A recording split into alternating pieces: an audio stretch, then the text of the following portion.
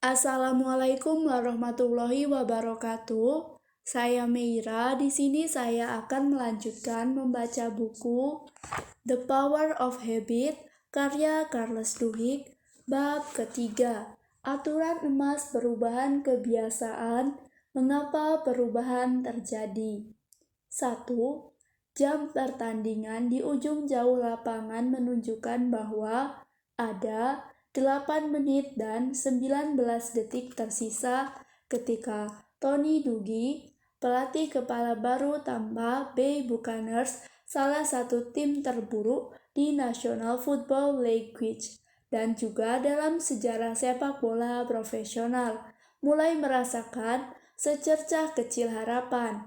Saat itu hari Minggu sore, 17 November 1996, Buccaneers bermain di San Diego melawan Chargers, tim yang muncul di Super Bowl tahun sebelumnya. Bucs sedang kalah 16-17.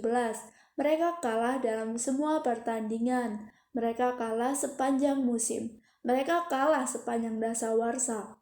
Buccaneers tak pernah memenangi satupun pertandingan di West Coast dalam 16 tahun, dan banyak di antara pemain Bucs ketika itu yang masih di sekolah dasar terakhir kali Bucs menjalani musim yang penuh kejayaan. Catatan menang kalah Bucs saat itu pada musim 1996 adalah 2/8. Dalam salah satu pertandingan itu, Detroit Lions, tim yang sedemikian buruk sehingga nantinya disebut sebagai yang meletakkan les pada hopeless, mengalahkan Bucs 21-6, dan 3 minggu kemudian mengalahkan Bucs lagi 27-0. Seorang kolumnis koran mulai menjuluki Bucs keset hingga Amerika. ESPN memprediksi bahwa Dungy yang baru saja dipekerjakan pada Januari bisa dipecat sebelum akhir tahun. Tapi di tepi lapangan, sewaktu Dungy mengamati timnya menata diri untuk permainan berikutnya, rasanya matahari akhirnya bersinar menembus awan. Ia tidak tersenyum. Ia tak pernah menunjukkan emosinya dalam suatu pertandingan. Namun, sesuatu sedang terjadi di lapangan, sesuatu yang telah ia usahakan bertahun-tahun. Ketika ejek-ejekan dari 50.000 pendukung tim lawan menghujaninya, Tony Dungy melihat sesuatu yang orang lain tidak lihat. Ia melihat bukti bahwa rencananya mulai berjalan.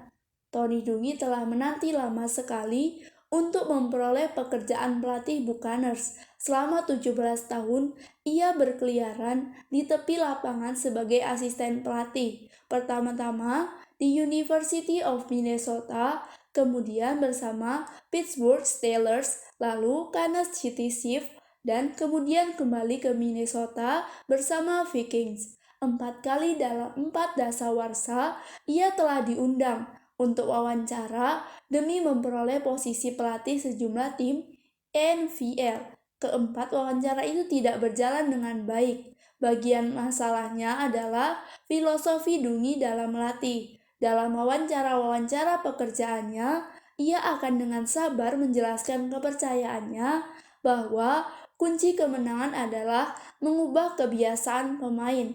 Ia berkata, ingin pemain berhenti membuat terlalu banyak keputusan dalam pertandingan. Ia ingin mereka bereaksi secara otomatis sebagai suatu kebiasaan. Bila ia bisa menanamkan kebiasaan yang benar, timnya akan menang. Juara tidak melakukan hal-hal yang luar biasa. Demikian Dungy menjelaskan. Mereka melakukan hal-hal biasa, hanya saja tanpa berpikir sedemikian cepat sehingga tim lawan tidak sempat bereaksi. Mereka mengikuti kebiasaan-kebiasaan yang mereka telah pelajari. Para pemain klub pun bertanya, bagaimana caranya Anda akan menciptakan kebiasaan-kebiasaan baru itu? Oh, bukan, dia bukan akan menciptakan kebiasaan-kebiasaan baru, Dungy menjawab. Para pemain telah menghabiskan hidup mereka membangun kebiasaan-kebiasaan yang menyebabkan mereka masuk NFL. Tidak ada atlet yang akan meninggalkan pola-pola itu semata karena seorang pelatih baru menyuruhnya. Jadi, bukannya menciptakan kebiasaan-kebiasaan baru, Dungi hendak mengubah kebiasaan-kebiasaan lama para pemain. Dan rahasia mengubah kebiasaan lama adalah menggunakan apa yang telah ada di dalam kepala pemain. Kebiasaan adalah lingkar bertahap 3, tanda rutinitas, dan ganjaran, namun Dungi hanya ingin mengharapkan langkah tengah rutinitas. Ia tahu dari pengalaman bahwa lebih mudah meyakinkan seseorang untuk mengadopsi perilaku baru bila ada yang ingin ia akrabi di bagian awal dan akhir. Strategi melatihnya merupakan perwujudan satu aksioma aturan emas, golden rules. Perubahan kebiasaan yang telah ditunjukkan berbagai penelitian sebagai salah satu alat paling berdaya untuk menciptakan perubahan. Dungi menyadari bahwa kita tidak pernah bisa benar-benar melenyapkan kebiasaan buruk. Justru untuk mengubah kebiasaan, kita harus mempertahankan tanda yang lama dan memberikan ganjaran yang sama, namun menyisipkan rutinitas yang baru. Itulah aturannya. Bila Anda menggunakan tanda yang sama dan menyediakan ganjaran yang sama, Anda bisa mengganti rutinitas dan mengubah kebiasaan. Nyaris semua perilaku bisa diubah bila tanda dan ganjarannya tetap sama.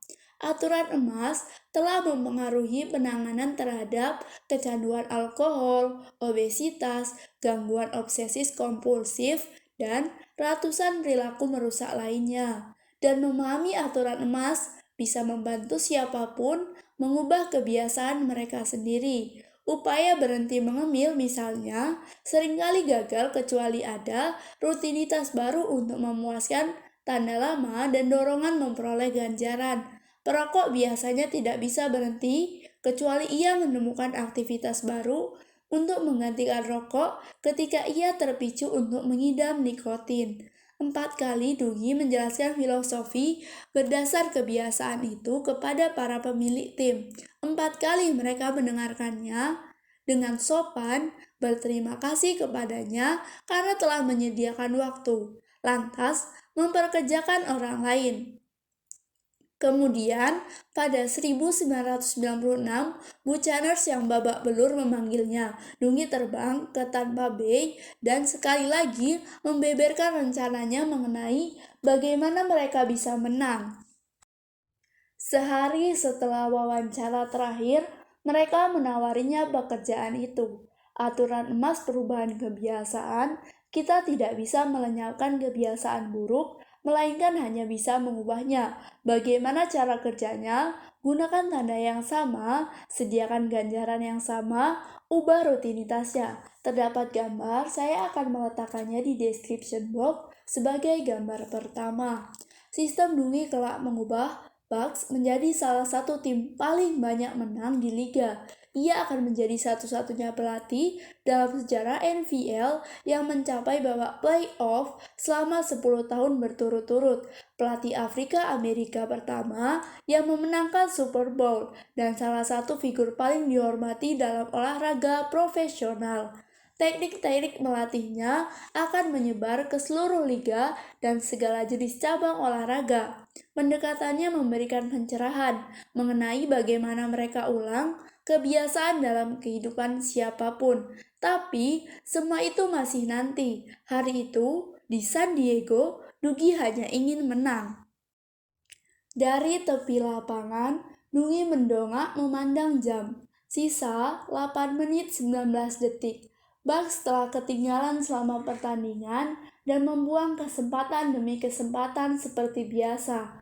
Bila pertahanan mereka tidak membuat sesuatu yang berarti sekarang, pertandingan itu sama saja sudah selesai. San Diego memegang bola di garis 20 yard mereka dan quarterback Chargers, Stanham Pierce bersiap-siap memimpin serangan yang ia harap akan menyudahi permainan itu. Jam permainan dijalankan dan Pierce mengambil ancang-ancang mengoper bola ke belakang. Namun Dungi tidak sedang memperhatikan Hampirs. Ia justru memperhatikan pemain-pemainnya sendiri menyusun formasi yang telah mereka sempurnakan berbulan-bulan. Secara tradisional, football adalah permainan tipuan dan tipuan balik, trik dan penyesatan arah. Pelatih dengan buku strategi tertebal dan skema paling rumit biasanya menang. Tapi, Dungi mengambil pendekatan berlawanan. Ia tidak tertarik pada kerumitan atau kebingungan. Sewaktu para pemain bertahan berjajar, jelaslah bagi semua orang strategi mana yang akan mereka gunakan. Dungi telah memilih pendekatan itu karena secara teoritis ia tidak perlu penyesatan arah. Ia hanya perlu timnya lebih cepat daripada semua yang lain. Dalam football, tiap milidetik sungguh berarti. Jadi, bukannya mengajari para pemainnya ratusan formasi, ia hanya mengajarkan beberapa formasi kepada mereka. Namun mereka telah berlatih berulang-ulang sampai perilaku mereka menjadi otomatis. Ketika strategi Dungi bekerja, para pemainnya bisa bergerak dengan kecepatan yang mustahil diatasi. Namun, hanya bila strategi itu bekerja, bila para pemainnya berpikir terlalu banyak atau ragu-ragu atau meragukan naluri mereka, sistem itu gugur. Dan sejauh ini, para pemain Dungi kacau balau. Tapi kali itu, sewaktu para pemain Butch berjajar di garis 20 yard, ada yang berbeda. Ambil contoh Regan Upshaw, pemain bertahan ujung Buccaneers yang telah mengambil posisi 3 point di garis scrimmage, bukannya melihat menyusul di garis dan mencoba mengumpulkan sebanyak mungkin informasi. Upshaw hanya mencari tanda-tanda yang Dungi ajarkan kepadanya untuk dijadikan fokus. Pertama-tama, ia melirik kaki sebelah luar lineman lawan, jari-jari kakinya menghadap belakang, yang berarti ia siap-siap melangkah mundur dan memblok sewaktu si quarterback lewat.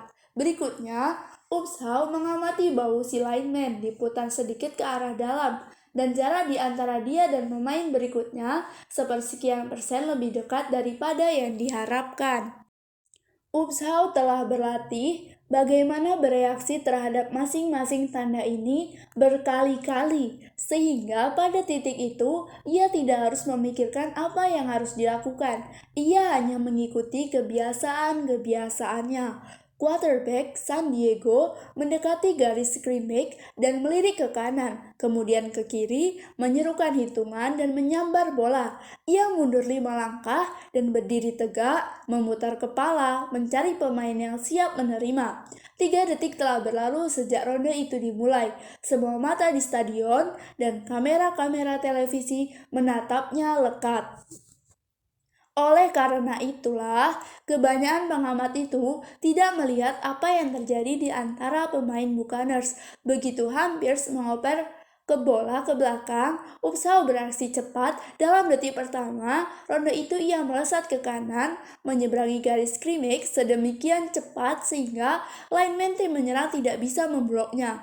Dalam detik berikutnya, Upshaw berlari lagi 4 langkah ke arah wilayah lawan. Langkah-langkahnya terlihat kabur saking cepatnya. Dan pada detik berikutnya, Upshaw bergerak dengan 3 langkah lebar mendekat ke sang quarterback. Jalurnya mustahil diperkirakan lineman pihak penyerang. Ketika babak itu bergerak memasuki detik keempat, hampir si quarterback San Diego mendadak tak terlindung. Ia ragu-ragu melihat Upshaw dari sudut mata, dan saat itulah Hampirs membuat kesalahan. Ia mulai berpikir. Hampirs melihat seseorang teman setimnya, Tiken, baru bernama Brian Roche, 20 yard ke arah wilayah lawan. Ada seorang menerima San Diego lain yang jauh lebih dekat, melambai-lambaikan tangan, meminta bola. Operan pede adalah pilihan yang aman, tapi hampir di bawah tekanan, justru melakukan analisis kilat, menekuk lengannya, dan melempar ke Roach.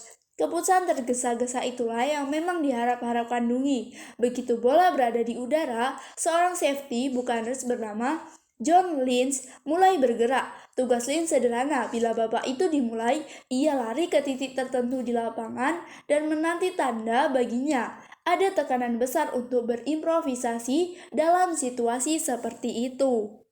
Namun, Dungi telah menggembleng Lynch sampai rutinitasnya menjadi otomatis. Dan sebagai akibatnya ketika bola itu meninggalkan tangan si quarterback, Lynch berdiri 10 yard dari Roach menanti ketika bola itu memutir di udara. Lynch mencoba membaca tanda-tanda baginya dan mulai bergerak sebelum jelas di mana bola itu akan mendarat. Roach, penerima San Diego, melompat maju, namun Lynch memotong melewatinya dan menangkap operan itu sebelum Roach bisa beraksi. Lynch melesat melintasi lapangan ke arah zona ujung Chargers. Para Buccaneers lain berada pada posisi yang sempurna untuk memastikan jalannya terbuka. Lynch lari melintasi 10 yard, lalu 15, kemudian 20, lantas nyaris 25 yard sebelum ia akhirnya melewati garis ujung. Keseluruhan ronde itu berlangsung kurang dari 10 detik.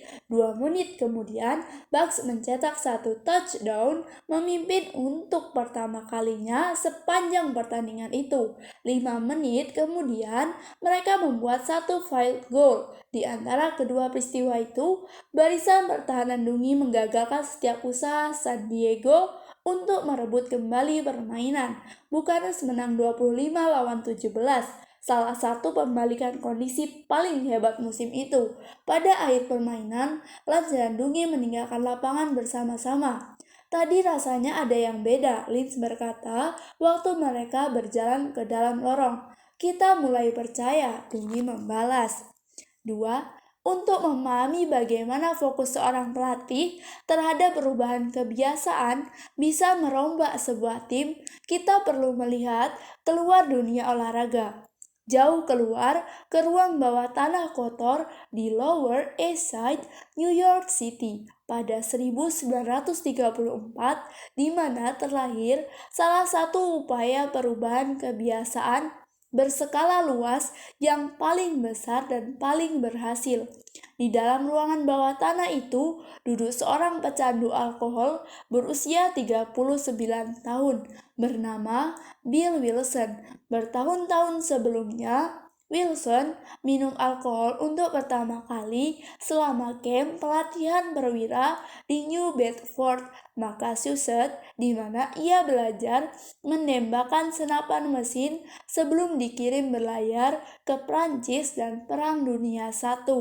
Keluarga-keluarga terpandang yang hidup di sekitar pangkalan itu seringkali mengundang perwira untuk makan malam. Dan pada satu minggu malam, Wilson menghadiri pesta di mana ia disuguhi roti bakar lapis keju dan bir. Ia baru berusia 20 tahun dan tak pernah mencicipi alkohol sebelumnya. Demi kesopanan, tampaknya ia harus meminum isi gelas yang disajikan kepadanya. Beberapa minggu kemudian, Wilson diundang ke acara mewah lainnya. Para laki-laki mengenakan tuxedo, para perempuan tampil menggoda. Seorang kepala pelayan menghampirinya dan meletakkan segelas koktail grog campuran gin, vermouth kering dan manis, serta jus jeruk ke tangan Wilson. Ia menyisip sedikit dan merasa ia telah menemukan ramuan ajaib kehidupan. Begitu kelak ia menggambarkan. Pada pertengahan 1930-an, Wilson telah kembali dari Eropa. Pernikahannya berantakan dan keuntungannya dari penjualan saham telah ludes. Ia meneguk 3 botol minuman keras per hari. Suatu sore yang dingin pada bulan November, saat ia duduk dengan murung, seorang teman minum lamanya menelpon. Wilson mengundangnya untuk datang dan mencampur sepoci jus nanas dengan gin. Ia menuangkan segelas untuk temannya. Temannya mengembalikan gelas itu. Ia sudah tidak minum minuman keras lagi 2 bulan belakangan, katanya. Wilson terkesima. Wilson mulai menjabarkan pergulatannya sendiri dengan alkohol, termasuk perkelahian yang melibatkan dirinya di satu jana pada yang menyebabkan ia kehilangan pekerjaan. Ia sudah berusaha berhenti minum, katanya, namun ia gagal. Ia sudah ke detox dan sudah meminum pil. Ia sudah berjanji kepada istrinya dan bergabung dengan kelompok anti minuman. Tidak ada yang berhasil. Wilson pun bertanya bagaimana temannya bisa sukses berhenti minum. Aku menemukan agama, jawab sang teman. Temannya pun berbicara mengenai neraka dan godaan, dosa dan iblis. Sadari bahwa kau berdosa, akui dan berniatlah menyerahkan hidupmu kepada Tuhan. Wilson pikir temannya itu sudah gila. Musim panas lalu dia gila alkohol, sekarang aku curigai dia agak gila gara-gara agama, tulis Wilson kemudian. Ketika temannya pulang, Wilson menghabiskan minuman keras yang ia buat dan pergi tidur. Sebulan kemudian, Desember 1914, Wilson masuk ke rumah sakit untuk kecanduan obat dan alkohol Carlsby Towns, suatu pusat detox kelas atas Manhattan. Seorang dokter mulai memberinya ramuan obat halusinogenik yang disebut belladonna yang waktu itu populer untuk mengobati kecanduan alkohol. Wilson melayang dalam keadaan antara sadar dan tidak di tempat tidur dalam kamar sempit. Kemudian, dalam satu episode yang telah dijabarkan jutaan kali dalam pertemuan-pertemuan di kantin, aula pertemuan, dan ruang bawah tanah gereja, Wilson mulai menggeliat kesakitan. Selama berhari-hari ia berhalusinasi, nyeri, sakau, membuatnya merasa seolah ada serangga merayap-rayap di kulitnya. Ia begitu mual sehingga nyaris tidak bisa bergerak. Namun nyerinya terlalu hebat sehingga ia tidak bisa diam saja. Bila Tuhan itu ada, tunjukkanlah dirinya. Wilson menjerit dalam ruangannya yang kosong. Aku siap melakukan apa saja pada saat itu, tulisnya kelak. Cahaya putih memenuhi ruangannya. Nyeri yang ia rasakan lenyap dan ia merasa seolah-olah ada di puncak gunung dan berembus angin yang bukan tipuan udara melainkan roh. Dan kemudian pikiran saya menjadi terang bahwa saya telah menjadi orang yang bebas. Perlahan-lahan perasaan sukaria itu menghilang. Saya terbaring di tempat tidur, namun untuk sesaat saya berada di dunia lain, dunia kesadaran yang baru.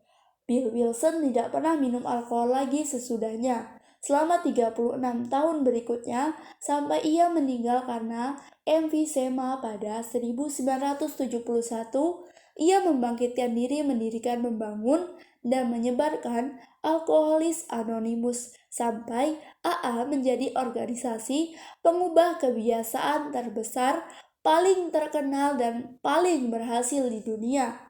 Kira-kira 2,1 juta orang meminta pertolongan dari AA setiap tahun dan sampai 10 juta pecandu alkohol berhasil berhenti minum berkat kelompok tersebut.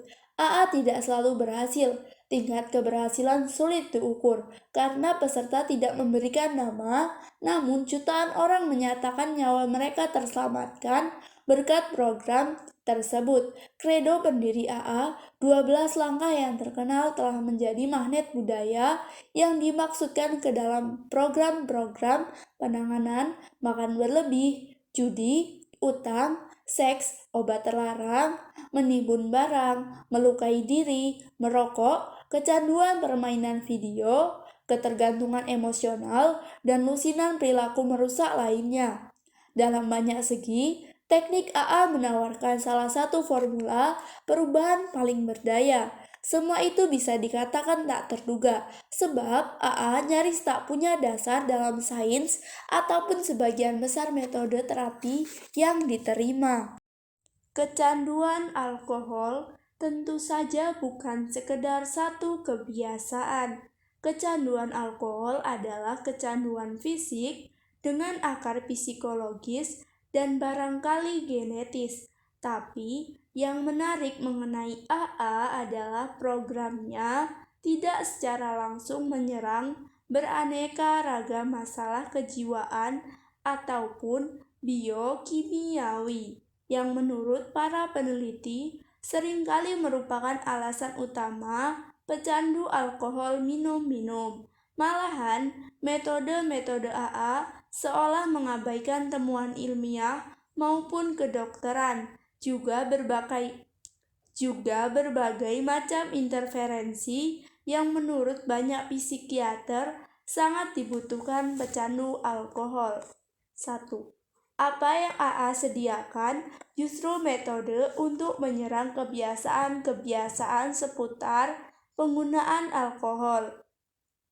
AA pada dasarnya adalah mesin raksasa untuk mengubah lingkar kebiasaan, dan walaupun kebiasaan-kebiasaan yang dikaitkan dengan alkohol sungguh ekstrim, pelajaran-pelajaran yang AA sediakan menunjukkan bagaimana nyaris setiap kebiasaan yang bercokol paling kuat sekalipun bisa diubah. 1. Batas kebiasaan dan kecanduan seringkali sulit ditetapkan. Misalnya, American Society of Addiction Medicine mendefinisikan kecanduan sebagai penyakit primer dan kronis ganjaran, motivasi, ingatan, dan sirkuit terkait di otak. Kecanduan dicirikan oleh gangguan kendali perilaku, mengidam, ketidakmampuan, tidak mengonsumsi hal yang dicandu secara konsisten, dan hubungan yang berantakan. Berdasarkan definisi itu, menurut sejumlah peneliti, sulit menentukan mengapa menghabiskan $50 seminggu untuk membeli kokain adalah tindakan buruk. Namun, $50 seminggu untuk kopi tidak apa-apa. Orang yang mengidam latte setiap sore mungkin secara klinis tampak kecanduan bagi seorang pengamat yang berpikir bahwa $5 untuk kopi menunjukkan gangguan kendali perilaku. Apakah orang yang lebih memilih jogging daripada sarapan bersama anaknya itu kecanduan olahraga? Secara umum, kata banyak peneliti, meskipun kecanduan itu rumit dan belum dipahami dengan baik, banyak perilaku yang kita kaitkan dengannya seringkali didorong oleh kebiasaan. Sejumlah zat, misalnya obat-obatan, rokok, ataupun alkohol, dapat menciptakan ketergantungan fisik. Namun, mengidam fisik ini seringkali hilang dengan cepat setelah kita tak lagi menggunakan zat-zat itu. Kecanduan fisik terhadap nikotin misalnya bertahan hanya selama zat kimiawi itu ada di dalam aliran darah perokok, sekitar 100 jam setelah rokok terakhir. Banyak dorongan merongrong yang kita pikir sebagai sebentuk sakau nikotin sebenarnya hanyalah kebiasaan perilaku yang memunculkan diri kita mengidam sebatang rokok saat sarapan sebulan kemudian, bukan karena kita secara fisik membutuhkannya, namun karena kita ingat dengan sendu kenikmatan yang diberikannya setiap pagi. Menyerang perilaku yang kita anggap kecanduan dengan memodifikasi kebiasaan yang mengelilinginya telah ditunjukkan penelitian-penelitian klinis sebagai salah satu mode penanganan paling efektif. Walaupun perlu disebutkan bahwa sejumlah zat kimia misalnya opiat dapat menyebabkan kecanduan fisik yang lama, dan sejumlah penelitian mengidentifikasi bahwa sekelompok kecil orang tampaknya memiliki kecenderungan genetis untuk mencari zat-zat kimia yang adiktif, terlepas dari interferensi perilaku. Tapi, jumlah zat kimia yang menyebabkan kecanduan fisik jangka panjang relatif sedikit, dan jumlah pecandu berkecenderungan genetis diperkirakan jauh lebih kecil daripada jumlah pecandu alkohol dan zat lain yang mencari bantuan. Bill Wilson tidak membaca jurnal akademik ataupun berkonsultasi dengan banyak dokter sebelum mendirikan AA. Beberapa tahun setelah berhenti minum, ia menulis 12 langkah yang kini terkenal. Secara terburu-buru, suatu malam sewaktu sedang duduk di tempat tidur, ia memilih angka 12 karena ada 12 murid Yesus, dan sejumlah aspek program itu bukan hanya tidak ilmiah, melainkan sangat aneh.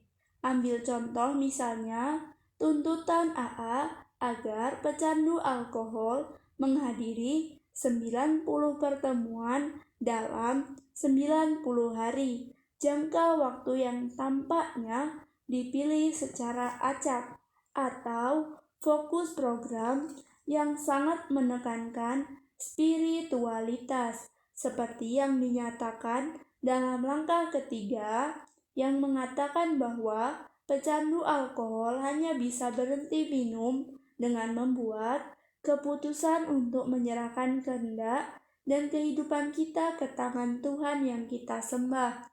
7. Dari kedua belas langkah itu menyebutkan Tuhan atau spiritualitas yang tampaknya aneh bagi sebuah program yang didirikan oleh seorang mantan agnostik yang sepanjang hidupnya terang-terangan tidak bersahabat terhadap agama terorganisasi.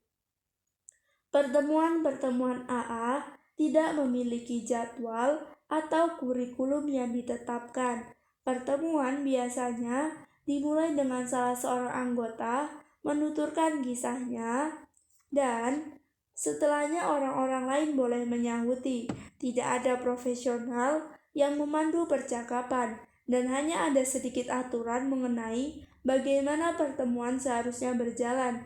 Dalam 5 dasawarsa terakhir, sewaktu nyaris setiap aspek psikiatri dan penelitian terhadap kecanduan direvolusi oleh temuan-temuan dalam ilmu-ilmu perilaku, farmakologi, dan pemahaman kita mengenai otak.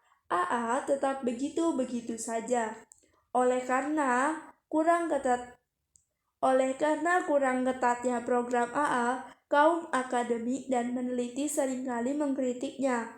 Penekanan AA terhadap spiritualitas membuat sebagian orang menuduhnya lebih mirip kultus daripada pengobatan. Tapi, dalam 15 tahun terakhir telah dimulai satu reevaluasi. Para peneliti kini mengatakan metode-metode program tersebut menawarkan berbagai pelajaran berharga.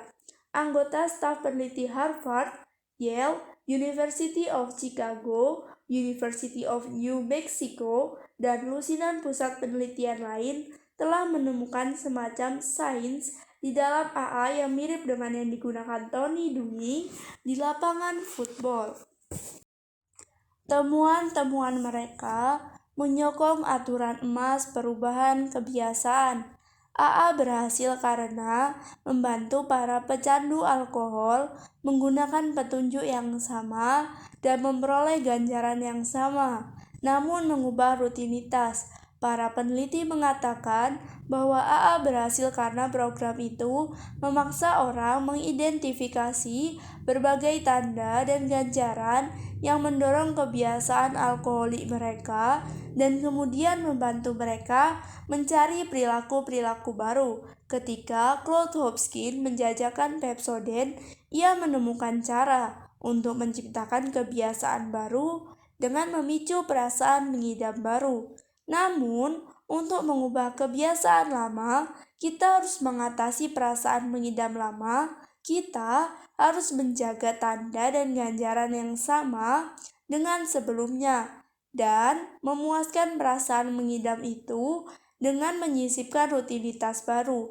Ambil contoh langkah keempat, menginventarisasi diri yang bersemangat mencari dan tak kenal takut. Dan 5, mengakui kepada Tuhan, kepada diri, dan kepada manusia lain kesalahan kita setepat-tepatnya. Memang tidak kelihatan jelas dalam yang tertulis, namun untuk menyelesaikan langkah-langkah itu, kita harus menciptakan daftar segala pemicu dorongan alkoholik masing-masing, kata Jiske Tonigan, seorang peneliti di University of New Mexico yang telah mempelajari AA selama 1 dasawarsa lebih. Ketika kita menginventarisasi diri, kita mencari tahu tentang segala hal yang membuat kita minum alkohol dan mengakui kepada orang lain segala hal buruk yang telah kita lakukan adalah cara yang cukup baik untuk mencari tahu saat-saat segala sesuatu lepas dari kendali kita. Kemudian, AA meminta para pencandu alkohol untuk mencari ganjaran-ganjaran yang mereka dapatkan dari alkohol. Mengidam macam apa? Program itu bertanya, yang mendorong lingkaran kebiasaan Anda. Seringkali mabuk sendiri tidak ada dalam daftar. Pecandu alkohol mengidam minum karena menawarkan pelarian, relaksasi, pertemanan, penghilang kecemasan, dan kesempatan untuk melepaskan emosi. Mereka mungkin mengidam koktail untuk melupakan kekhawatiran, namun mereka tidak selalu mengidam rasa mabuk. Efek-efek fisik alkohol seringkali merupakan salah satu bagian minum-minum yang paling tidak diincar dari para pecandu. Ada unsur hedonistik dalam alkohol, kata Ulf Müller, seorang ahli saraf Jerman yang mempelajari aktivitas otak di antara para pecandu alkohol. Namun, orang juga mengonsumsi alkohol karena ingin melupakan sesuatu atau memuaskan rasa mengidam yang lain, dan mengidam rasa lega ini terjadi di bagian-bagian otak yang sepenuhnya berbeda dari mengidam kenikmatan fisik. Guna menawari para pecandu alkohol ganjaran-ganjaran yang sama dengan yang mereka peroleh di bar, AA membangun sistem pertemuan dan pertemanan sponsor yang bekerja sama dengan setiap anggota yang berusaha keras menawarkan pelarian, pengalihan perhatian, dan katarsis sebanyak mungkin sebagai pengisi malam Sabtu. Bila ada yang perlu merasa lega, mereka bisa mendapatkannya dari berbicara dengan sponsor mereka atau menghadiri pertemuan kelompok, bukan mengangkat gelas bersama teman minum. AA memaksa Anda menciptakan rutinitas-rutinitas baru untuk dilakukan setiap malam, alih-alih minum-minum. Toningan berkata, kita bisa bersantai dan mengobrolkan kecemasan kita dalam pertemuan-pertemuan AA. Pemicu dan ganjarannya tetap sama, hanya perilakunya yang berubah. Pertahankan tandanya, sediakan ganjaran yang sama, sisipkan rutinitas baru. Terdapat gambar yang dapat menjelaskan. Saya akan meletakkannya di description box sebagai gambar pertama. Satu demonstrasi yang sangat dramatis mengenai bagaimana tanda dan ganjaran para pecandu alkohol bisa dipindahkan ke rutinitas baru terjadi pada 2007 ketika Müller, sang ahli saraf Jerman, dan rekan-rekannya di Universitas Magdeburg menanam peralatan listrik kecil di dalam otak 5 pecandu alkohol yang telah berulang-ulang mencoba berhenti minum-minum. Masing-masing pecandu alkohol dalam penelitian itu telah menghabiskan setidaknya 6 bulan rehabilitasi tanpa kesuksesan. Salah satu di antaranya telah menjalani detox lebih daripada 60 kali. Peralatan yang ditanam di dalam kepala para lelaki pecandu alkohol itu diletakkan di dalam ganglia basal bagian otak yang sama dengan tempat para peneliti MIT menemukan lingkaran kebiasaan dan memancarkan muatan listrik yang menyala. Ganjaran saraf yang memicu mengidam yang telah menjadi kebiasaan. Setelah para laki-laki itu sembuh dari operasi, mereka diekspos kepada tanda-tanda yang dahulu memicu dorongan alkoholik mereka, misalnya foto bir atau perjalanan ke bar. Normalnya, mustahil bagi mereka untuk menolak minuman, namun peralatan di dalam otak mereka menimpa perasaan mengidam neurologis masing-masing. Tak setetes pun alkohol mereka sentuh. Salah satu di antara mereka memberitahu saya bahwa perasaan mengidam itu hilang begitu kami menyalakan listriknya. Muller berkata, kemudian kami mematikannya dan perasaan mengidam itu seketika kembali. Tapi, melenyapkan perasaan mengidam neurologis pecandu alkohol tidak cukup untuk menghentikan kebiasaan minum-minum mereka. 4 di antara mereka kambuh lagi setelah dioperasi. Biasanya, setelah peristiwa yang membuat mereka tertekan, mereka meraih botol minuman karena begitulah cara mereka secara otomatis menangani rasa cemas. Tapi, begitu mereka mempelajari rutinitas-rutinitas lain untuk mengatasi stres, mereka berhenti minum-minum untuk selamanya. Seorang pasien misalnya menghadiri pertemuan-pertemuan AA, yang lain ikut terapi, dan begitu mereka memasukkan rutinitas-rutinitas baru untuk mengatasi stres dan kecemasan itu ke dalam hidup mereka. Keberhasilan yang terwujud sangatlah dramatis. Laki-laki yang telah ikut detoks 60 kali tak pernah lagi minum-minum. Dua pasien lain berkenalan dengan alkohol saat berusia 12, sudah jadi pecandu saat berusia 16, menenggak minum keras setiap hari, dan kini sudah 4 tahun tidak minum-minum. Perhatikan seberapa dekat hasil penelitian itu dengan aturan emas perubahan kebiasaan. Bahkan ketika otak pecandu alkohol diubah dengan operasi itu tidak cukup. Tanda-tanda dan perasaan mengidam terhadap ganjaran lama masih ada di sana, menanti menyerang kembali. Pecandu alkohol baru berubah secara permanen setelah mempelajari rutinitas-rutinitas baru yang memanfaatkan pemicu-pemicu lama dan menyediakan rasa lega yang akrab dengan mereka. Sejumlah otak sedemikian kecanduan alkohol sehingga hanya pembedahan yang bisa menghentikannya, kata Muller. Namun, orang-orang itu juga memerlukan cara-cara baru untuk mengatasi hidup. AA menyediakan sistem yang serupa walaupun tidak pakai pembedahan untuk menyisipkan rutinitas baru ke dalam lingkaran kebiasaan lama. Seiring para ilmuwan mulai memahami bagaimana AA bekerja, mereka mulai menerapkan metode-metode program itu untuk kebiasaan-kebiasaan lain. Misalnya, amukan anak usia 2 tahun, kecanduan seks, dan bahkan gangguan perilaku kecil. Seiring penyebarannya metode AA, metode itu pun dipertajam menjadi berbagai terapi yang bisa digunakan untuk memutus nyaris semua pola.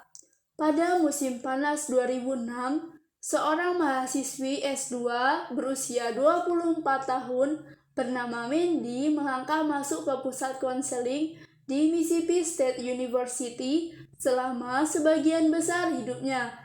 Mandy menggigiti kuku-kukunya, menggerogoti sampai jarinya berdarah. Banyak orang menggigiti kuku, tapi bagaimana para penggigit kuku kronis? Masalah mereka berbeda skalanya. Mandy seringkali menggigit sampai kuku-kukunya copot dari kulit di sebelah bawah. Ujung-ujung jarinya penuh koreng kecil. Ujung-ujung jarinya tumpul tanpa kuku yang melindungi dan terkadang terasa geli atau gatal, tanda adanya cedera saraf. Kebiasaan menggigiti kuku itu telah merusak kehidupan sosialnya. Ia sedemikian malu berada di antara teman-temannya sehingga ia menyembunyikan tangan-tangannya di dalam saku dan saat kencan sibuk mengepalkan tangannya. Ia telah mencoba menghentikan kebiasaan itu dengan mewarnai kukunya dengan cat yang tidak enak rasanya atau berjanji kepada diri sendiri. Mulai sekarang ia akan menggalang kekuatan tekad untuk berhenti. Namun begitu ia mulai mengerjakan PR atau menonton televisi, jari-jarinya masuk lagi ke mulut. Pusat konseling merujuk Mandy kepada seorang mahasiswa S3 psikologi yang sedang mempelajari penanganan yang dikenal sebagai pelatihan pengembalian kebiasaan. Sang ahli psikologi tahu benar soal aturan emas perubahan kebiasaan. Ia tahu bahwa untuk mengubah kebiasaan Mandy menggigit kuku, ia perlu menyisipkan rutinitas baru ke dalam hidup Mandy. Apa yang Anda rasakan tepat sebelum mengangkat tangan Anda ke mulut untuk menggigit kuku? Sang ahli psikologi menanyai Mandy. Ada sedikit ketegangan di jari-jari saya, Mandy membeberkan. Rasanya sedikit sakit di sini di ujung kuku. Terkadang saya menyusuri kuku saya dengan ibu jari, mencari kulit tepi kuku yang terlepas, dan ketika ada yang terasa, saya angkat jari itu ke mulut. Kemudian saya gerogoti jari satu persatu, menggigiti semua tepian yang kasar. Begitu dimulai, rasanya seperti saya harus menggigiti semua.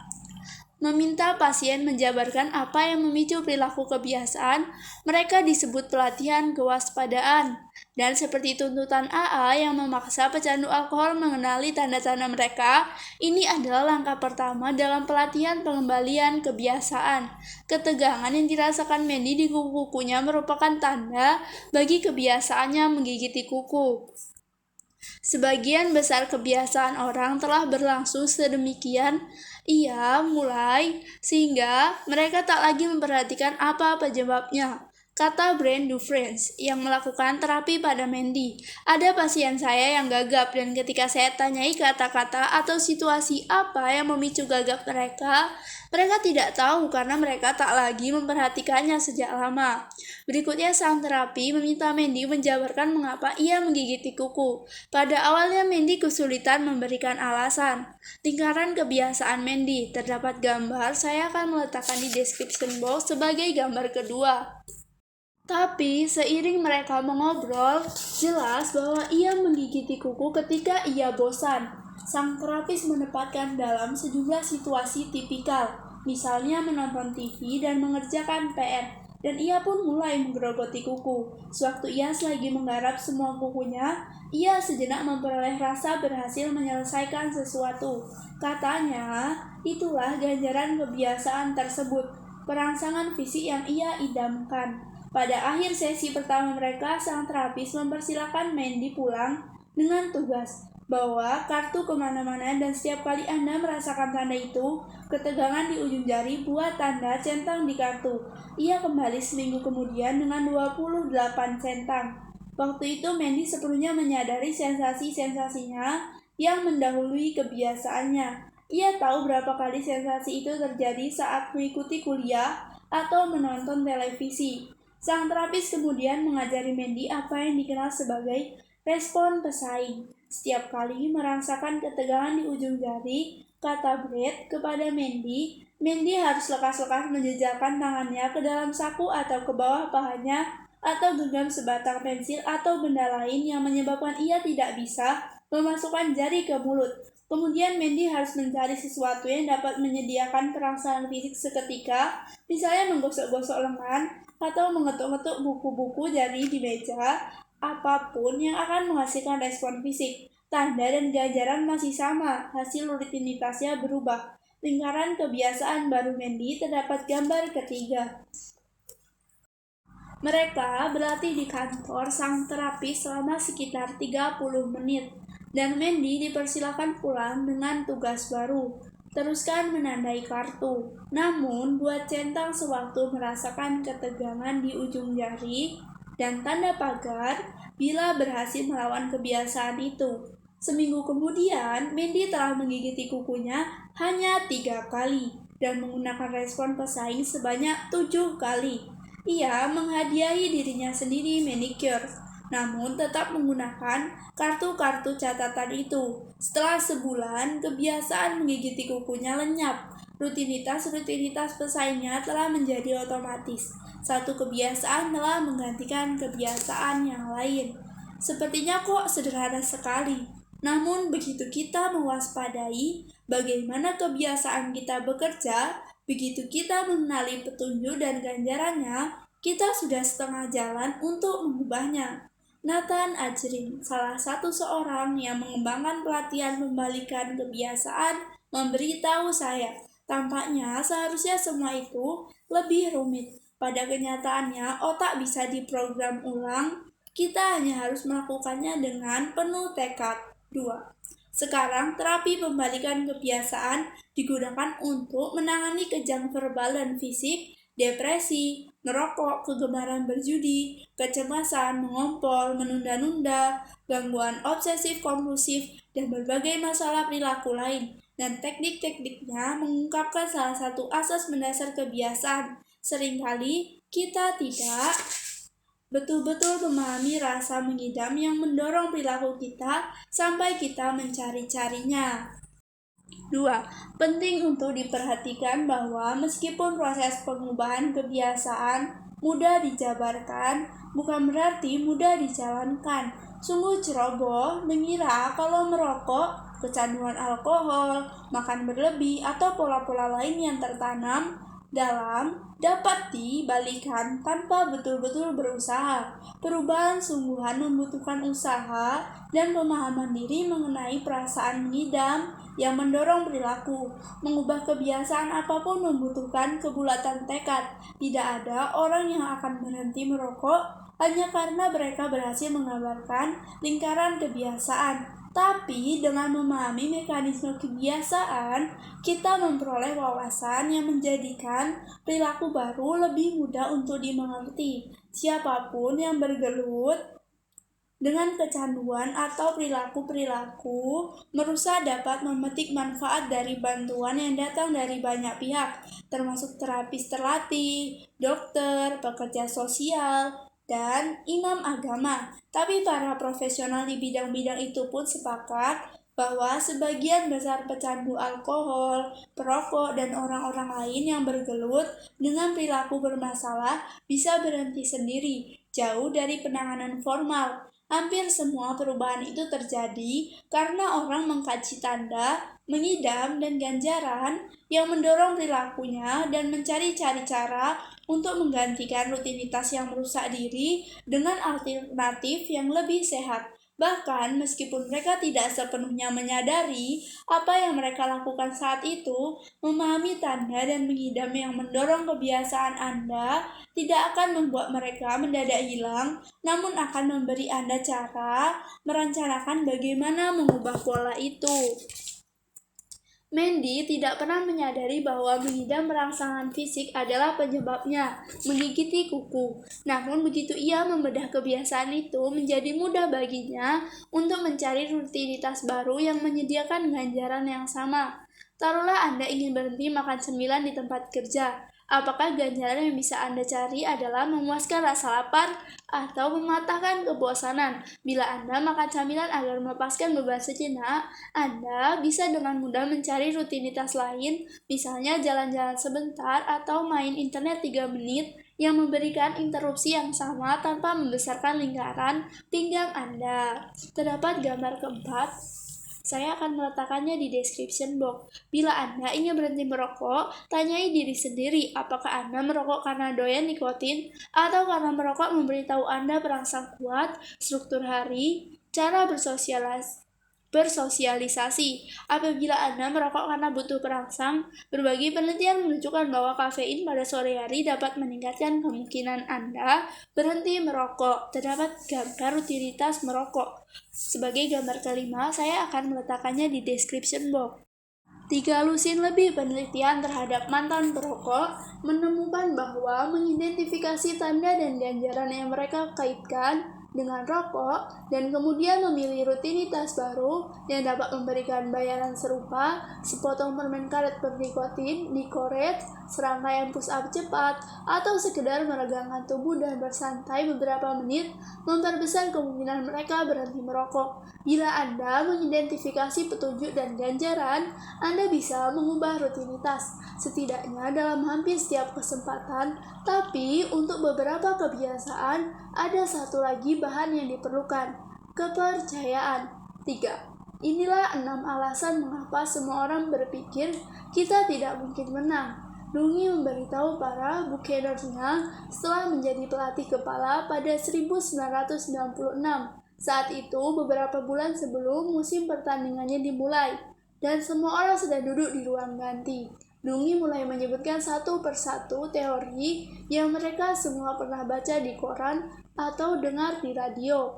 Manajemen tim kacau, pelatih baru mereka belum teruji, pemain-pemain mereka manja, kota mereka tidak peduli, para pemain kunci cedera, mereka tidak punya bakat yang dibutuhkan. Konon itu alasan-alasannya, kata Dungi. Sekarang ini faktanya, tidak ada yang akan bekerja lebih giat daripada kita. Strategi Dungi, ia menjelaskan, adalah mengubah perilaku tim sampai kinerja mereka otomatis. Ia tidak percaya Buccaneers perlu buku strategi paling tebal. Ia tidak pikir mereka wajib menghafal ratusan formasi. Mereka hanya perlu mempelajari beberapa gerakan kunci dan melakukannya dengan benar setiap saat. Tapi kesempurnaan sulit tercapai dalam football. Setiap babak pasti ada yang kacau, kata Ham Edwards, salah satu asisten pelatih Dungi di Tampa Bay. Sebagian besar masalahnya bukan fisik, melainkan mental. Para pemain mulai kacau ketika mulai terlalu banyak berpikir atau ragu-ragu. Yang Dungi inginkan adalah membuang pengambilan keputusan itu dari permainan mereka. Dan untuk melakukan itu, ia perlu Ia perlu mereka mengenali kebiasaan-kebiasaan yang ada dan menerima rutinitas-rutinitas yang baru. Ia mulai dengan mengamati bagaimana timnya bermain seperti selama ini. Ayo kita bahas pertahanan bawah. Dungi berteriak saat latihan pagi suatu hari. Nomor 55, tugasmu apa? Aku mengamati running back dan guard, sahut Derrick Brooks, seorang outside linebacker. Apa sebetulnya yang kau amati? Di mana matamu? Aku mengamati pergerakan guard, seru Brooks. Aku mengamati kaki dan pinggul Kibi setelah ia mendapat bola, dan aku mengamati kalau ada renggang di barisan mereka untuk melihat apakah mereka akan mengoper bola dan apakah Kibi akan melempar ke sisiku atau ke sisi lain. Dalam football, tanda-tanda visual itu dikenal sebagai kunci yang teramat penting bagi setiap permainan. Inovasi Dungi adalah menggunakan kunci-kunci itu sebagai tanda untuk kebiasaan-kebiasaan yang digarap ulang. Ia tahu bahwa terkadang Brooks ragu-ragu agak terlalu lama pada awal permainan. Ada begitu banyak hal yang harus ia pikirkan, apakah guard keluar dari formasi, apakah key running back menandakan ia bersiap-siap untuk berlari atau mengoper, yang terkadang memperlambatnya.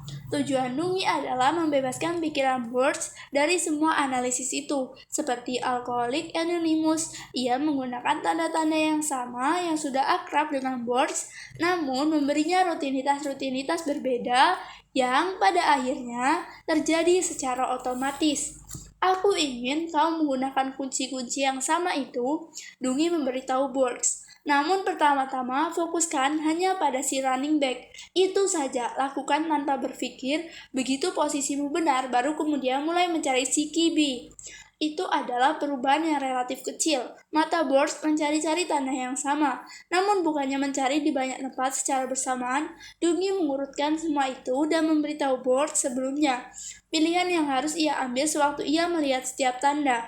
Sistem ini hebat karena menyingkirkan keharusan membuat keputusan. Sistem tersebut memungkinkan Brooks bergerak lebih cepat karena segala sesuatu adalah reaksi dan pada akhirnya kebiasaan bukan kepilihan. Dungi memberi setiap pemain instruksi yang serupa dan melatih formasi berkali-kali. Butuh nyaris setahun sampai kebiasaan-kebiasaan ala Dungi tertanam. Timnya kalah dalam pertandingan pertama yang mudah. Para kolumnis olahraga bertanya mengapa Bucks buang-buang sedemikian banyak waktu untuk tipu-tipu psikologis itu. Namun perlahan-lahan mereka mulai membaik. Pada akhirnya pola-pola itu menjadi sangat akrab bagi para pemain sampai-sampai terwujud secara otomatis ketika tim turun ke lapangan. Dalam musim kedua Dungi sebagai pelatih, Bucks memenangkan kelima pertandingan pertama dan lolos ke playoff untuk pertama kali dalam 15 tahun. Pada 1999, Buccaneers meraih gelar juara divisi. Gaya melatih Dungi mulai menarik perhatian nasional. Media olahraga jatuh cinta pada cara bicaranya yang halus, kesalehannya, dan sikapnya yang memegang penting menyeimbangkan kerja dan keluarga. Kisah-kisah di koran menggambarkan bagaimana ia membawa kedua putranya Eric dan Jamie ke stadion sehingga mereka bisa bermain bersama saat latihan. Eric dan Jamie mengerjakan PR di kantor Dungi dan memunguti handuk di ruang ganti. Tampak akhirnya kesuksesan telah menghampiri. Tahun 2000, Bucks lagi-lagi lolos ke playoff juga pada tahun 2001. Penggemar kini memenuhi stadion setiap minggu. Para penyiar olahraga menyanjung tim itu sebagai calon pemenang Super Bowl. Semua itu sedang menjadi kenyataan. Namun meskipun Bucks telah menjadi tim terkuat, masalah yang mengganggu muncul. Mereka kerap kali bermain ketat dan berdisiplin. Tapi pada saat-saat genting yang penuh ketegangan, segalanya bakal berantakan. Tahun 1999, setelah meraih 6 kemenangan berturut-turut pada akhir musim, Bucks tersandung di kejuaraan konferensi melawan St. Louis Rams. Pada 2000, mereka hanya kurang satu pertandingan untuk melaju ke Super Bowl. Ketika mereka hancur dilindas Philadelphia Eagles, kalah 21-3. Tahun berikutnya, hal yang sama terjadi lagi, dan Bucks kalah dari Eagles 31-9. sehingga musnahlah harapan mereka untuk maju. Kami latihan, semuanya baik-baik saja. Lalu ketika kami turun di pertandingan besar, semua latihan itu seperti lenyap begitu saja. Dungi bercerita kepada saya. Setelahnya, para pemain saya akan berkata, "Yah, tadi itu permainan kritis dan saya kembali ke apa yang saya tahu. Atau rasanya saya harus melakukan lebih." Maksud mereka adalah, mereka hampir selalu percaya sistem kami, namun sewaktu taruhannya tinggi, kepercayaan itu runtuh. Pada akhir musim 2011, setelah Bucks gagal menuju Super Bowl untuk tahun kedua berturut-turut, manajer umum tim meminta Dungi datang ke rumahnya. Ia memarkir mobilnya di dekat sebatang pohon X raksasa, berjalan masuk dan 30 detik kemudian ia dipecat. Bucks tahun berikutnya memenangi Super Bowl menggunakan formasi dan permainan Dungi, dan dengan mengandalkan kebiasaan-kebiasaan yang telah ia bentuk. Dungi menonton di televisi sewaktu pelatih yang menggantikannya mengangkat piala Lombardi, namun ketika itu ia telah berada jauh. 4. Sekitar 60 orang, soccer mom dan pengacara yang sedang beristirahat makan siang, laki-laki tua dengan tato yang memudar, dan anak gaul bercelana sempit sedang duduk di dalam gereja dan mendengarkan seorang laki-laki berperut buncit dengan dasi sewarna mata birunya yang pucat. Ia tampak seperti seorang politikus sukses dengan karisma hangat, orang yang yakin akan terpilih kembali. "Nama saya John," ia berkata, "dan saya seorang pecandu alkohol." "Hai John," semua orang menyahut. "Pertama kali saya memutuskan mencari bantuan adalah ketika putraku patah lengan," John berkata. Ia berdiri di podium. "Saya sedang selingkuh dengan seorang teman kerja, dan ia bilang ke saya ingin putus. Jadi saya pergi ke bar dan minum 2 gelas vodka. Lalu kembali ke meja saya, dan waktu makan siang pergi ke Chili bersama seorang teman, dan kami masing-masing minum beberapa gelas bir. Lalu sekitar pukul 2, saya dan teman lain cabut dari sana dan menemukan tempat dengan promosi Happy Horse 2 bayar 1. Hari itu giliran saya menjemput anak-anak. Istri saya belum tahu saya selingkuh. Jadi saya menyetir ke sekolah dan jemput mereka, lalu menyetir pulang di jalan yang sudah saya lalui ribuan kali, dan saya menabrak rambu stop di ujung blok, naik ke trotoar, dan bam, langsung menyosor rambu itu. Sam, anak saya, tidak pakai sabuk pengaman, jadi ia melayang ke kaca depan dan lengannya patah. Ada darah di dashboard, tempat hidungnya terbentur, dan kaca depan retak, dan saya ketakutan sekali. Waktu itulah saya memutuskan saya butuh bantuan. Jadi saya pergi ke klinik dan kemudian keluar, dan semuanya cukup baik buat beberapa lama. Selama sekitar 13 bulan, semuanya terasa hangat. Saya merasa terkendali dan saya mendatangi pertemuan tiap beberapa hari sekali. Namun akhirnya saya mulai berpikir, saya bukan orang yang payah amat sampai-sampai perlu bergaul dengan pemabuk. Jadi saya tidak datang lagi. Kemudian ibu saya terserang kanker, dan dia menelpon saya di kantor. Nyaris 2 tahun setelah saya berhenti minum-minum, ibu sedang menyetir pulang dari dokter dan bilang, kata dokter dia bisa mengobatinya. Tapi kanker ibu sudah cukup parah. Hal pertama yang saya lakukan setelah memutus telepon adalah mencari bar, dan saya mabuk-mabukan selama 2 tahun berikutnya, sampai istri saya pergi dari rumah dan saya harus menjemput anak-anak lagi. Saya benar-benar payah waktu itu. Seorang teman mengajari saya memakai kokain, dan setiap sore saya akan menghisap sedikit di kantor saya, dan 5 menit kemudian saya sudah menghisapnya lagi. Pokoknya, waktu itu giliran saya menjemput anak-anak. Saya sedang dalam perjalanan ke sekolah, mereka dan saya merasa baik-baik saja, seperti di kondisi puncak. Dan saya menerobos lampu merah di perempatan, dan truk besar menabrak mobil saya. Mobil saya sampai terguling. Saya tidak kenapa-napa, saya keluar dan mulai mencoba mendorong mobil saya agar tegak lagi. Soalnya saya pikir kalau saya bisa pulang dan angkat kaki sebelum polisi sampai, saya akan baik-baik saja. Tentu saja saya gagal. Dan waktu polisi menangkap saya karena menyetir sambil mabuk, mereka tunjukkan ke saya sisi penumpang mobil saya yang remuk. Di situ, Semi biasanya duduk. Kalau ia ada di sana, ia pasti sudah tewas. Jadi saya mulai hadir di pertemuan lagi dan sponsor saya bilang, merasa terkendali itu tidak ada artinya kalau tidak ada kekuatan yang lebih tinggi dalam kehidupan saya.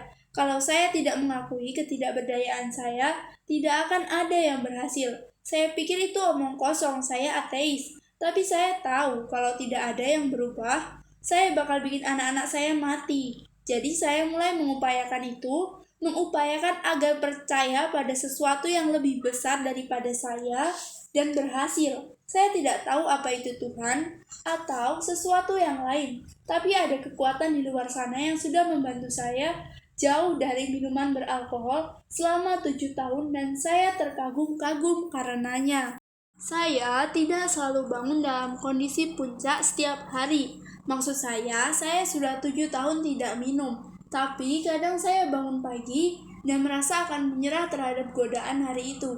Pada hari-hari semacam itu, saya mencari kekuatan yang lebih tinggi itu. Dan saya menelpon sponsor saya dan kami nyaris tak pernah berbicara mengenai minum-minum. Kami mengobrol soal kehidupan dan pernikahan dan pekerjaan saya. Dan waktu saya siap untuk mandi, saya sudah waras lagi.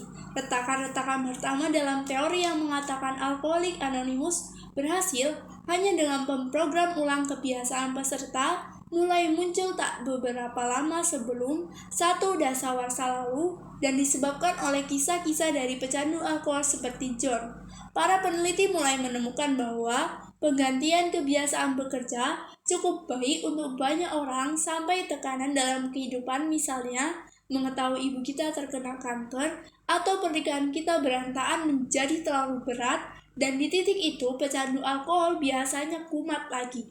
Para ilmuwan mencari tahu mengapa mengganti kebiasaan yang katanya efektif itu tampaknya gagal pada saat-saat kritis. Dan sewaktu mereka menggali-gali cerita para pecandu alkohol guna menjawab pertanyaan itu, mereka menemukan bahwa pengganti kebiasaan baru menjadi perilaku baru yang tahan lama bisa diiringi sesuatu yang lain. Satu kelompok peneliti di Alcohol Research Group di California misalnya menyadari satu pola dalam wawancara-wawancaranya berkali-kali. Para pecandu alkohol mengatakan hal yang sama. Mengidentifikasi tanda dan memilih rutinitas baru memang penting. Namun, tanpa satu bahan lainnya, kebiasaan-kebiasaan baru itu tidak pernah tertanam sepenuhnya. Rahasianya, kata para pecandu alkohol, adalah Tuhan. Para peneliti benci penjelasan itu. Tuhan dan spiritualitas bukan hipotesis yang bisa diuji. Gereja penuh dengan pemabuk yang terus minum meskipun beriman. Tapi dalam percakapan dengan para pecandu, spiritualitas terus-menerus muncul. Maka pada 2005, sekelompok ilmuwan, kali ini yang berafiliasi dengan UC Berkeley, Brown University, dan National Institute of Health, mulai menanyai para pecandu alkohol mengenai segala macam topik, agama, dan spiritual. Kemudian mereka mempelajari data untuk melihat apakah ada korelasi antara kepercayaan agama dan seberapa lama orang-orang menjauhi minuman keras. Muncullah satu pola. Data menunjukkan bahwa pecandu alkohol yang mempraktikkan teknik-teknik penggantian kebiasaan seringkali bisa menjauhi minuman keras sampai ada peristiwa menekan dalam kehidupan mereka, dan pada titik itu sebagian di antara mereka mulai minum-minum lagi, tak peduli seberapa banyak rutinitas baru yang telah mereka rengkuh. Tapi para pecandu alkohol yang percaya seperti John di Brooklyn bahwa ada kekuatan yang lebih tinggi yang telah memasuki kehidupan mereka, berkemungkinan lebih besar melalui periode menekan itu tanpa berpaling lagi ke minum-minuman. Yang penting bukan Tuhan itu sendiri. Demikian yang ditemukan para peneliti. Kepercayaan itulah yang mendatangkan perbedaan. Begitu orang belajar bagaimana mempercayai sesuatu, kemampuan itu mulai menyebar ke bagian-bagian lain kehidupan mereka, sampai mereka mulai percaya bahwa mereka bisa berubah. Kepercayaan adalah bahan yang membuat lingkar kebiasaan yang digarap ulang menjadi perilaku permanen. Setahun lalu saya belum bisa mengatakan ini. Secepat itulah pemahaman kita berubah, kata Tony Gunn, si peneliti University of New Mexico. Tapi kepercayaan kelihatannya sangat penting. Kita tidak harus percaya Tuhan, namun kita perlu kemampuan untuk percaya bahwa segala sesuatu akan menjadi lebih baik. Bahkan bila kita beri kebiasaan yang lebih baik kepada seseorang, hal itu tidak mengubah alasan utama mereka minum-minum. Pada akhirnya mereka akan berada dalam situasi yang payah dan tidak ada rutinitas baru yang bisa membuat keadaan terasa lebih baik.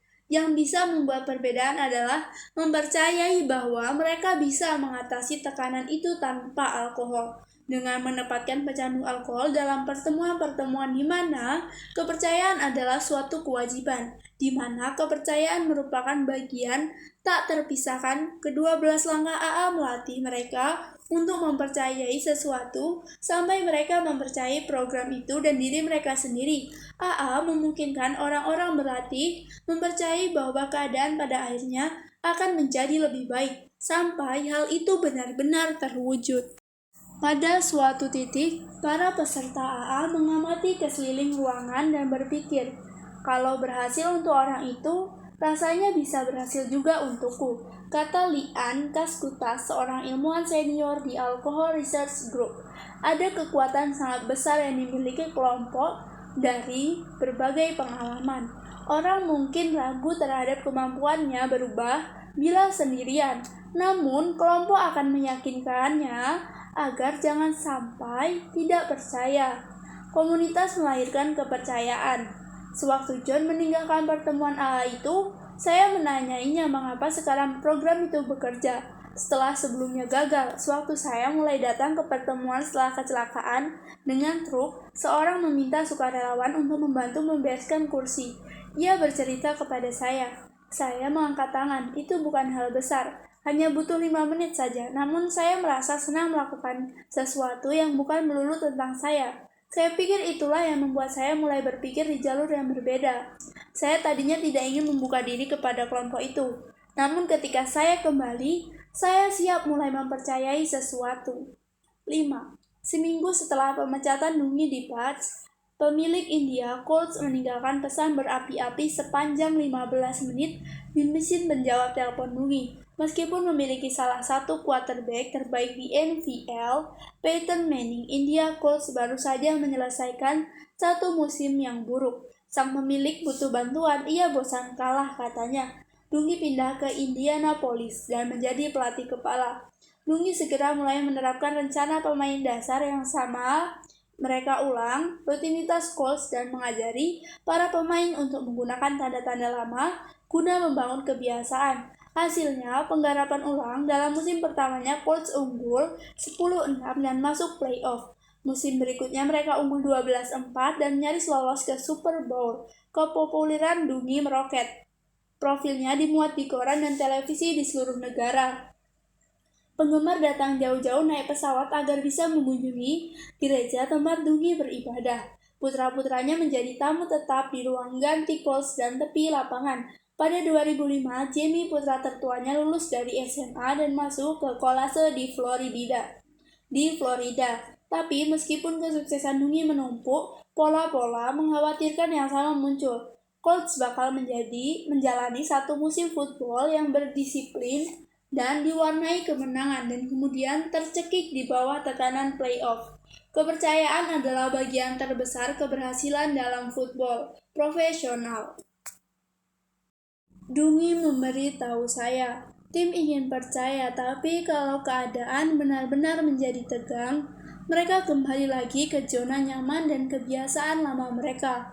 Colts menuntaskan musim reguler 2005 dengan 14 kemenangan dan 2 kekalahan, rekor terbaik dalam sejarahnya. Kemudian tragedi menghantam. 3 hari sebelum Natal, telepon Tony Dungi berdering pada tengah malam. Istrinya mengangkat telepon dan menyerahkan gagangnya ke sang suami, karena mengira yang menelpon adalah salah satu pemainnya.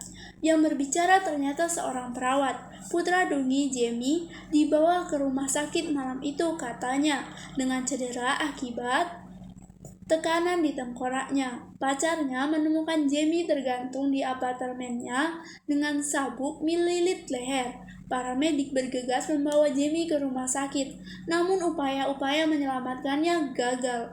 Jamie telah tiada. seorang pendeta datang untuk menghabiskan Natal bersama keluarga itu. Hidup tidak akan pernah sama lagi, kata sang pendeta kepada mereka. Namun perasaan kalian tidak akan selalu seperti ini. Beberapa hari setelah pemakaman, Dungi kembali ke tepi lapangan. Ia perlu sesuatu untuk mengalihkan pemikirannya. Istrinya serta timnya menyemangatinya agar kembali bekerja. Saya terharu karena cinta dan dukungan mereka, tulis Dungi kemudian. Sebagai kelompok, kami selalu saling mengandalkan dalam masa-masa sulit. Sekarang adalah saatnya saya paling membutuhkan mereka. Tim itu kalah dalam pertandingan play-off pertama mereka yang menutup musim itu. Namun setelah menyaksikan Dungi melalui tragedi, sesuatu berubah. Salah satu pemainnya pada periode itu memberitahu saya, kami lihat pelatih melalui musibah itu, dan kami semua ingin membantunya entah bagaimana. Terlalu menyederhanakan bahwa kurang elok bila kita menyatakan bahwa kematian seorang pemuda bisa berdampak pada permainan football. Dungi selalu berkata bahwa tidak ada yang lebih penting baginya daripada keluarga. Namun setelah berpulangnya Jamie, suatu coach mulai bersiap-siap untuk musim berikutnya, sesuatu berubah, kata para pemain Dungi. Tim itu membuka diri terhadap visi Dungi mengenai bagaimana football seharusnya dimainkan dengan cara yang tak pernah mereka lakukan sebelumnya. Mereka mulai mempercayainya. Saya telah menghabiskan banyak musim sebelumnya mengkhawatirkan mengenai kontrak dan gaji saya, kata seorang pemain yang seperti yang lain mau berbicara mengenai periode itu asalkan namanya disamarkan. Ketika pelatih kembali setelah pemakaman, saya ingin memberinya segala yang saya bisa agar menghilangkan luka hatinya. Saya mencurahkan diri bagi tim. Ada laki-laki yang suka berpelukan. Seorang pemain lain memberitahu saya tidak. Saya sudah tahu satu dasawarsa tak memeluk putra-putra saya. Namun setelah pelatih kembali, saya menghampirinya dan memeluknya selama mungkin. Sebab saya ingin ia tahu saya ada di sana untuk dia. Setelah kematian putra Dungi, tim itu mulai bermain secara berbeda. Ada keyakinan yang muncul di antara pemain mengenai kekuatan strategi Dungi. Dalam latihan dan scrimmage menuju awal musim 2006, Klose memainkan football yang ketat dan persisi. Kebanyakan tim football bukan sekedar tim, mereka adalah orang-orang yang bekerja sama. Seorang street player dari periode itu berkata kepada saya, namun kami menjadi satu tim, rasanya mengagumkan. Pelatihlah penyulut semangat, namun ini bukan soal dia saja. Setelah ia kembali rasanya kami betul-betul saling mempercayai, seolah-olah kami tahu bagaimana bermain bersama dalam cara yang belum pernah kami lakukan. Bagi Colts, kepercayaan terhadap tim mereka, terhadap taktik, Dungi, dan kemampuan mereka untuk menang, mulai muncul dari tragedi itu. Namun sering pula kepercayaan serupa bisa muncul tanpa dipicu oleh kesusahan macam apapun. Dalam penelitian tahun 1994, Harvard yang mengkaji orang-orang yang secara radikal telah mengubah hidup mereka, misalnya, para peneliti menemukan bahwa sebagian orang melakukan reka ulang kebiasaan setelah tragedi pribadi, misalnya perceraian atau penyakit yang mengancam jiwa. Yang lain berubah setelah mereka melihat seorang teman melalui hal berat, seperti para pemain Dungi melihatnya berjuang mengatasi kesedihan. Tapi, sama seringnya dengan itu, tidak ada tragedi yang mendahului perubahan yang terjadi pada seseorang. Mereka justru berubah karena mereka merupakan bagian kelompok-kelompok sosial yang menjadikan perubahan lebih mudah. Seorang perempuan berkata seluruh hidupnya berubah sewaktu ia ikut kursus psikologi dan bertemu kelompok yang menyenangkan. Seperti membuka kotak Pandora, si perempuan menuturkan kepada peneliti, saya tidak lagi bisa menoleransi status quo. Inti diri saya sudah berubah. Seorang lain mengatakan bahwa ia menemukan teman-teman baru yang membuatnya bisa berlatih banyak bercakap-cakap. Waktu saya berusaha mengatasi sifat pemalu saya merasa bukan diri saya yang bertindak, melainkan orang lain, katanya. Namun, dengan berlatih bersama kelompok barunya, berlatih tak lagi terasa seperti akting belaka. Ia mulai percaya ia tidak pemalu dan pada akhirnya ia memang tidak lagi pemalu ketika orang-orang bergabung dengan kelompok di mana perubahan tampaknya mungkin. Potensi terjadinya perubahan itu menjadi lebih nyata. Bagi kebanyakan orang yang mengeluh yang mengubah seluruh hidup mereka, tidak ada momen maha penting yang membalikkan keadaan atau bencana yang mengubah hidup. Hanya ada komunitas, terkadang hanya satu orang saja yang membuat perubahan bisa dipercaya. Seorang perempuan memberitahu para peneliti hidupnya berubah setelah seharian membersihkan toilet dan setelah berminggu-minggu berdiskusi bersama para awak bersih-bersih lainnya mengenai apakah sebaiknya ia meninggalkan suaminya atau tidak. Perubahan bisa terjadi di antara orang-orang, kata salah seorang ahli psikologi yang terlibat dalam penelitian itu, Todd Hatterton. Kepada saya, perubahan terasa nyata bila kita bisa melihatnya di mata orang lain. Mekanisme peristiwanya, kepercayaan belum banyak dipahami. Tidak ada yang tahu pasti mengapa satu kelompok yang dijumpai di kursus psikologi bisa meyakinkan seorang perempuan bahwa segala sesuatunya berbeda. Atau mengapa tim Dungi menyatu setelah putra pelatih mereka meninggal dunia. Banyak orang yang mengobrol dengan teman mengenai pernikahan yang tidak bahagia, tapi tidak pernah meninggalkan pasangan mereka. Banyak tim yang melihat pelatihnya mengalami kesusahan, namun tidak pernah menjadi satu. Namun kita tahu bahwa agar kebiasaan berubah secara permanen, kita harus percaya bahwa perubahan itu bisa diwujudkan. Proses yang sama yang menjadikan AA sedemikian efektif, kekuatan kelompok untuk mengajari perorangan agar percaya terjadi ketika orang-orang berkumpul untuk membantu satu sama lain agar bisa berubah. Rasa percaya lebih mudah terbentuk bila terjadi di dalam komunitas. 10 bulan setelah berpulangnya Jamie, musim football 2006 dimulai. Colts bermain tanpa tanding, memenangi 9 pertandingan pertama mereka dan menyudahi tahun itu 12-4. Mereka memenangkan pertandingan playoff pertama dan kemudian menepuk Baltimore Ravens sehingga meraih gelar juara divisi. Pada titik itu mereka selangkah lagi dari Super Bowl. Bermain di kejuaraan konferensi yang Dungi gagal memenangkan 8 kali sebelumnya, laga itu terjadi pada 21 Januari 2007 melawan New England Patriots, tim yang memandang upaya Colts menuju Super Bowl 2 kali sebelumnya. Colts memulai pertandingan dengan bagus sekali, namun sebelum babak pertama berakhir, mereka mulai rontok. Para pemain takut membuat kesalahan atau sedemikian bergairah ingin melewati halangan terakhir menuju Super Bowl, sehingga mereka lupa kepada apa yang seharusnya mereka fokus. Mereka berhenti mengandalkan kebiasaan dan mulai berpikir terlalu banyak.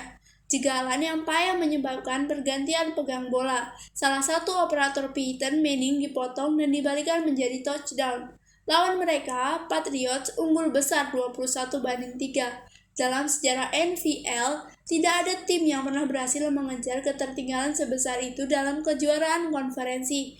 Tim Dungi sekali lagi bakalan kalah. Saat turun minum, Colts berbaris di ruang ganti dan Dungi meminta semua orang berkumpul. Bunyi bising dari stadion terdengar di balik pintu-pintu yang tertutup.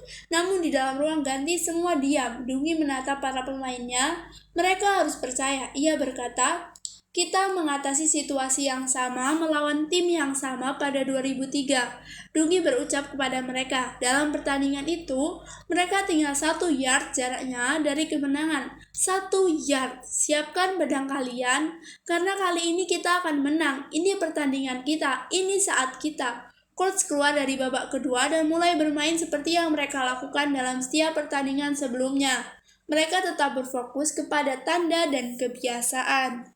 Mereka secara seksama melakukan strategi-strategi yang telah mereka latih selama 5 tahun terakhir sampai menjadi otomatis. Serangan mereka dalam gerak terbuka menghasilkan 66 yard dalam 14 ronde dan mencetak 1 touchdown. Kemudian 3 menit setelah kembali merebut bola, mereka mencetak angka lagi. Ketika kuartal keempat berjalan, kedua tim silih berganti meraih angka. Tim Coach Dungi berhasil merebut nilai seri, namun tak pernah berhasil mencetak keunggulan dengan 3-49. Tersisa dalam pertandingan itu, Patriots mencetak angka, menyebabkan para pemain Dungi ketinggalan 3 angka, 34-31. Colts mendapatkan bola dan mulai bergerak menyeberangi lapangan. Mereka bergerak 70 yards dalam 19 detik dan melintasi ke zona akhir. Untuk pertama kalinya, Colts memimpin 38-34. 60 detik tersisa. Bila tim Dungi bisa mencegah Patriot mencetak touchdown, Colts akan menang. 60 detik terasa bagaikan selamanya dalam football. Quarterback Patriots Tom Brady pernah mencetak touchdown ketika sisa waktu lebih sedikit daripada itu. Tentu saja dalam beberapa detik setelah ronde dimulai, Brady menggerakkan timnya ke separuh lapangan dengan 17 detik tersisa. Patriots berada dalam jarak serang, siap melaksanakan strategi besar terakhir yang akan mempersembahkan satu lagi kekalahan Dungi dan lagi-lagi menghancurkan impian timnya masuk Super Bowl. Ketika Patriot mendekati garis scrimmage, pertahanan Colts mengambil posisi. Merlin Jackson, cornerback Colts, berdiri 10 yards di belakang garis itu. Ia mencari-cari tanda-tandanya lebar celah antara para lineman Patriot dan ke dalam posisi running back. Keduanya memberitahunya bahwa mereka akan menjalankan strategi operan. Tom Brady, quarterback Patriots, mengambil bola dan mengoper ke belakang. Jackson sudah bergerak. Brady menekuk lengannya dan melemparkan bola. Sasaran yang ia tuju ialah penerima Patriot yang berada 22 yard jauhnya, terbuka sekali dekat tengah lapangan. Bila si penerima menangkap bola itu, kemudian besar ia akan mendekati zona akhir dan mencetak touchdown. Bola itu melayang melintasi udara. Jackson, cornerback Colts, sudah lari membentuk sudut mengikuti kebiasaannya. Ia melesat melewati bahu kanan si penerima, memotong di depannya tepat ketika bola itu tiba. Jackson menyambar bola itu dari udara, berlari beberapa langkah lagi dan kemudian meluncur ke tanah sambil memeluk bola itu ke dadanya. Keseluruhan aksi itu berlangsung tak sampai 5 detik. Pertandingan selesai, Dungi dan Colts menang. 2 minggu kemudian mereka mengisi Super Bowl. Ada lusinan alasan yang bisa menjelaskan mengapa Colts akhirnya menjadi juara tahun itu. Mungkin mereka beruntung, mungkin memang sudah saatnya bagi mereka.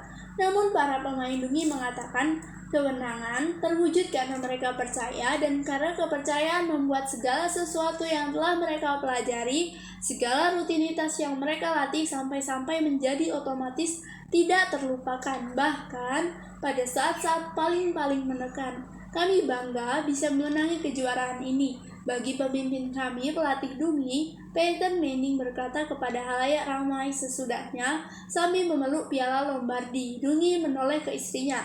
"Kita berhasil," ia berkata.